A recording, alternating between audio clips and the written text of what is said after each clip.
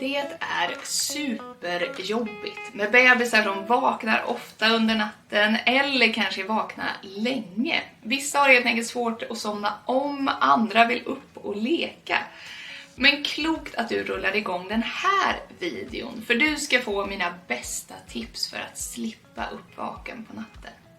Jag heter Evelina Åkerberg och jag är sömncoach och grundare av appen Babynaps. När det gäller varför bebisar vaknar på natten så finns det många svar. Tyvärr, för jag hade ju gärna gett dig en enkel lösning som bara fixade allt.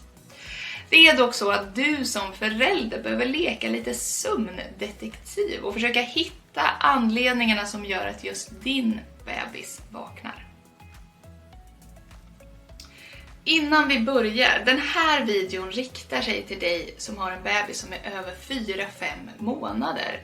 När din bebis är nyfödd så vaknar hen förstås ofta. Bland annat för att magsäcken är liten och din bebis behöver äta ofta. Okej, nu kör vi. Jag gör så här. Jag ställer ett antal frågor och så får du leta efter ledtrådar till det här mysteriet varför din bebis vaknar. Och min första fråga är, hur långa och hur täta är uppvaken? Det är nämligen en viktig skillnad. Är det 1-2 gånger per natt eller är det varje timme? Kommer din bebis snabbt till ro igen eller tar det kanske en timme eller 2 innan hen somnar om? För här finns det viktiga ledtrådar. Bebisar har ju ungefär hälften så långa sömncykler som är vuxna, runt 45-50 minuter långa. Så bebisar som vaknar ungefär 1 gång i timmen vaknar alltså mellan varje sömncykel. Om det här låter som din bebis så är det viktigt att kika på hur din bebis somnar på kvällen. En lösning kan nämligen ligga i att stärka förmågan att kunna somna självständigt. Och det är för att hen ska kunna somna om i den här skarven mellan sömncyklerna utan din hjälp. Vi alla, vuxna och bebisar, går ju igenom de här sömncyklerna under natten. Och det är i den lätta sömnen där bebisar vaknar, vissa bebisar.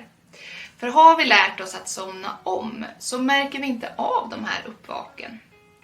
Vi har gjort en egen video där du får konkret hjälp med hur din bebis kan lära sig att somna självständigt. Så kika på den om det är någonting som du känner att din bebis och du behöver träna på. Att kunna somna självständigt är jätteviktigt även om din bebis vaknar färre gånger. Men då har ju faktiskt din bebis förmågan att kunna somna om i skarven mellan sömncyklerna. Ja, fundera på om du har något på att jobba på där. Vi fortsätter att leta ledtrådar så vi går vidare till nästa fråga. Sitter alla rutiner på plats? Då tänker jag framför allt på nattningsrutinen som är jätteviktig för bra nattsömn. Många föräldrar tror att nattningsrutinen bara ska göra själva läggningen enklare, men forskning visar att den faktiskt också påverkar hur länge din bebis sover och hur ofta hen vaknar under natten. Vi har gjort en video även om den optimala nattningsrutinen, så kika på den. Det är också viktigt att tänka på alla andra rutiner under dagen. Gå upp vid ungefär samma tid, få ordentligt med dagsljus, gärna tidigt på dagen och utomhus. Och ha en kort rutin som liknar nattningsrutinen inför varje sovstund. Så håll koll på rutiner. Det hänger ihop med min nästa fråga. Följer din bebis ett sömnschema?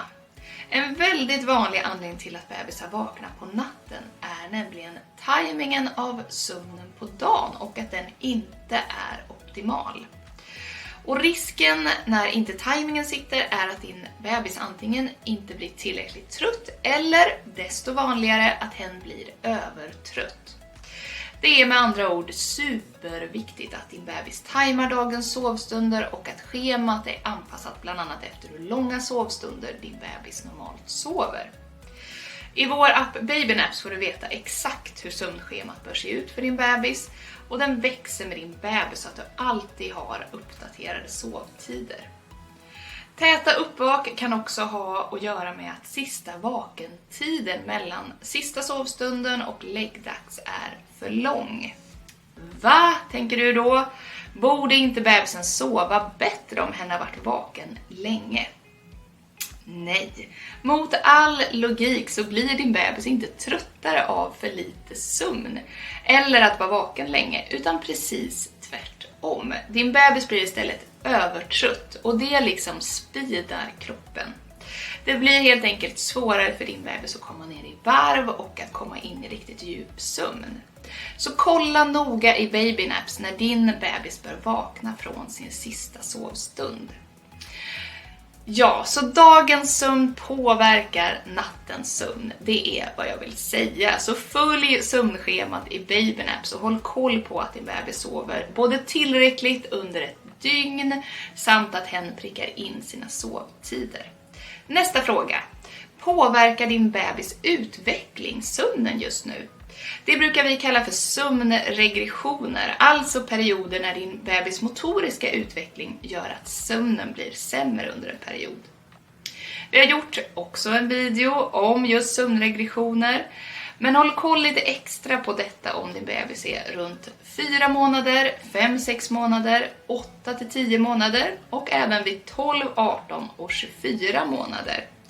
Så om din bebis kanske är i en sömnregression och har börjat vakna oftare, kika på vår video om sömnregressioner. Nästa fråga. Har du koll på sovrummet och att det känns skönt att sova? För bebisar är ju precis som vi vuxna. De vill känna sig lagom varma, ha det mörkt och de vill dessutom slippa en blöt blöja. Känn efter så att din bebis känns lagom varm, känna i nacken är bra. Och om hen sparkar av sig täcket, ha en skön pyjamas eller en sovpåse. I vår nattningsrutin så rekommenderar vi att du absolut använder white noise om din bebis är under året. Och det hjälper många att sova längre och djupare. Sök på babynaps på Spotify så hittar du vår egen spellista med white noise. Vi går vidare. Äter din bebis på natten? Ja, bebisar äter ju gärna på natten långt efter att de verkligen behöver mat på natten. Någonstans runt 4-6 månader är de flesta redo att sluta med mat på natten, men många äter långt mycket längre än så. För att det är ju helt enkelt ett mysigt och ett skönt sätt att somna om på. Självklart har vi gjort en egen video också om att fasa ut amningen eller flaska på natten, så kika på den om du behöver det. Och min sista fråga är mer av ett påstående. Bebisar vaknar ibland på natten. Även när vi föräldrar gör allting rätt så vaknar de små rackarna ändå. Blöjan kanske är ovanligt blöt, magen kurrar eller så vill din bebis bara kolla att du finns i närheten. Vi får ju helt enkelt försöka påverka det vi kan som föräldrar. Men för att sammanfatta, håll lite extra koll på: kan din bebis somna självständigt på kvällen och därmed också då somna om självständigt på natten? Har du en nattningsrutin och bra rutiner för dagen?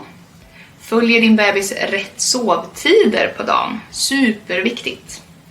Är din bebis i en sömnregression just nu? Är det mörkt, svalt och skönt när din bebis sover? Och om din bebis klarar sig utan mat och du vill sluta själv med nattmaten, gör det. Ja, lite att fundera på.